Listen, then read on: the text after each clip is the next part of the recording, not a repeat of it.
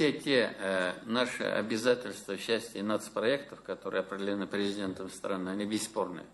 Другое дело, вот некоторые параметры, они были заложены, исходя из той ситуации, которая была до вот этого экономического спада. Поэтому не разговорами, а конкретно вот эти соглашения с федеральными нашими коллегами, надо их корректировать. Эту работу надо вести. Никто нацпроекта не отменял, мы ответственны за них.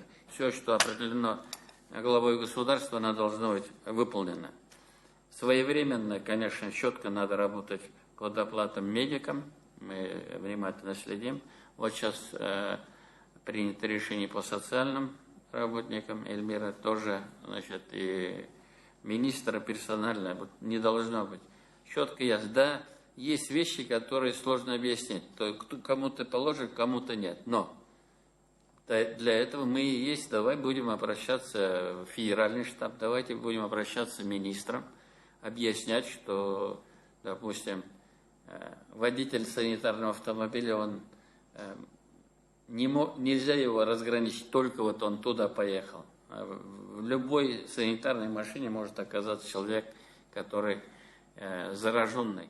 Все федеральные средства должны целевым образом, правильно, и должны быть нацелены на те вещи, которые сегодня очень важны для обеспечения безопасности наших граждан.